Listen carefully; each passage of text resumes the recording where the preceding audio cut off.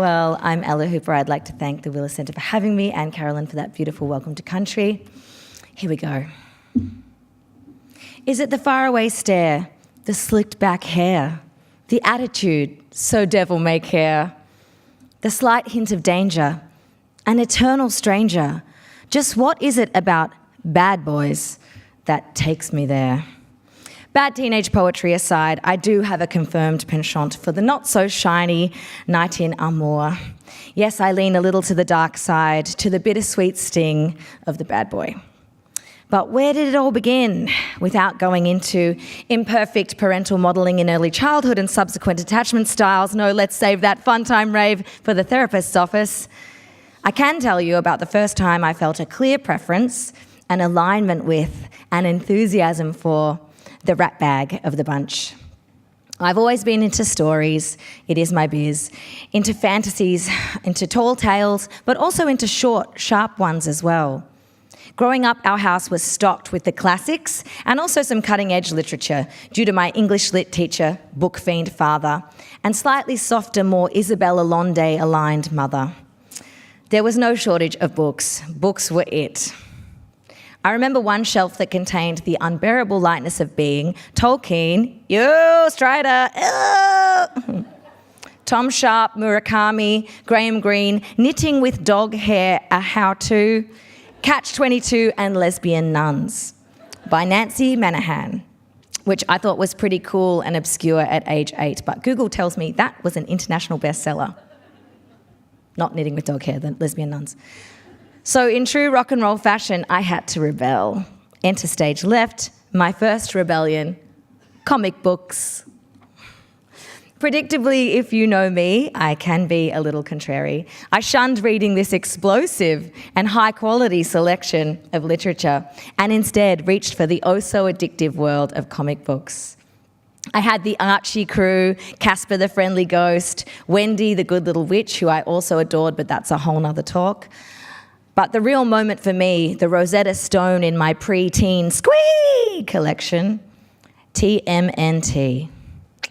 If you don't know what that bunch of letters means, let me break it down for you. Once upon a time, the 4 sons of Hamato Yoshi, a famed ninjutsu master who was callously murdered by his enemies way back in feudal Japan, were reincarnated into the form of young turtles. These turtles were captured and kept in a genetics laboratory where they were used as guinea pigs, guinea turtles, for experiments aiming to grow them into naturally armoured super soldiers. One night, some more ninjas, don't know where they came from, tried to seize the captive turtles and a dangerous mutagen. This botched intervention caused their reincarnated father, Master Splinter, now a lab rat at the same facility, and the turtles to be doused in, guess what? A chemical cocktail that triggered their mutation. Their mutation into teenage mutant, say it with me, ninja turtles! One more time. Teenage mutant ninja turtles. 3 times the charm. Teenage mutant ninja turtles. Heroes in the half shell. Turtle power.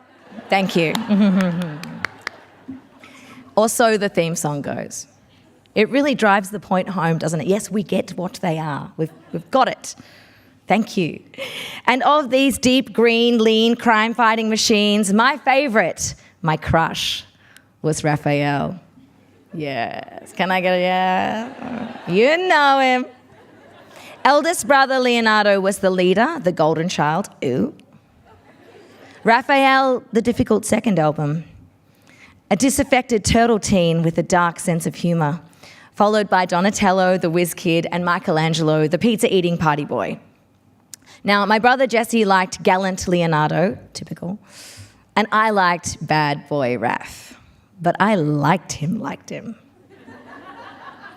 I had dreams of us fighting together side by side. Sometimes I'd save him, sometimes he'd save me. Childhood feminism in action. Raphael has all the hallmarks of a classic bad boy character. He's complicated. His backstory differs slightly from that of all the other turtles, as he was separated from the pack at a crucial time and lived rough on the streets for a while, suffering amnesia. Such a good go-to. He endured more hardship on his way into his fully mutated form as well. Hence, his shell was even harder to crack.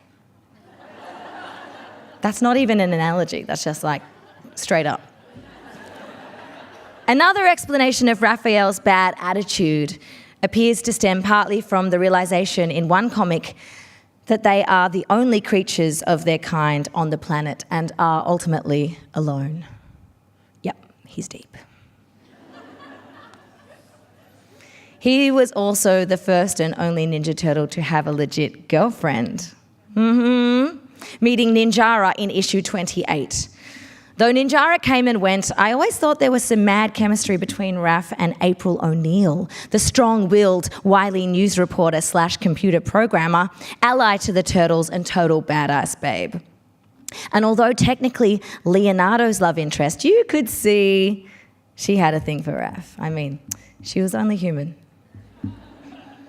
At one point, Raph loses an eye while fighting Big Boss and all-round bad guy Shredder on a trip to the future, to be exact, causing him to wear, you guessed it, an eye patch. I mean, nothing says, I've seen some shit, like an eye patch. Am I right? No pun intended. I don't know if that's technically a pun. I think the Wheeler Centre crowd would know. You can let me know. But add to this the fact he's already wearing a permanent bandana, as are they all. And like, seriously, bandana eye patch combo realness? Yes. And I know James Dean in Rebel Without a Cause was hot AF, the ultimate bad boy. But if we're talking physical attributes alone, I personally, in the human world, enjoy a missing tooth, a feature nose, a squonky eye, a visible scar, and clothes that say, smell me at your own risk. The attire of someone who just doesn't give a shit about making a good first impression. Because I would like to think they have bigger fish to fry, or perhaps this realm of stuff and appearances interests them not. Swoon. I can't help it. It's the rat bag that catches my eye every time. Now, before you feel too sorry for me, a rat bag is not a fuckboy. That much maligned type and term, I'm pretty sure the millennials coined, and which is a fair call to speak to the kind of post-Tinder world of romance they are experiencing. A rat bag is troubled, but not torturous. A rat bag does have some redeeming qualities, but they will keep you on your toes. I do have to concede that my friends who are attracted to Donatellos and Michelangelos and even straighty 180 Leonardos do seem to have a better time of it in love, though. So how does one switch their type? Perhaps I'll save that inquiry for the therapist's office too. But I do know that green always has been and still is my very favourite colour. I have studied ninjutsu, believe it or not, to the point of green belt, of course. And if there are any ninjas out there, you will know that's not that good. That's one past white. It's very basic. And in one storyline, ending of the TMNT Tales, Donatello, the whiz kid, invents a time machine and the turtles stop their fighting, hang up their boots and retire to Turtle Co., which is future Manhattan. And Raph becomes a bar owner. Now, that doesn't sound too bad to me. Thank you.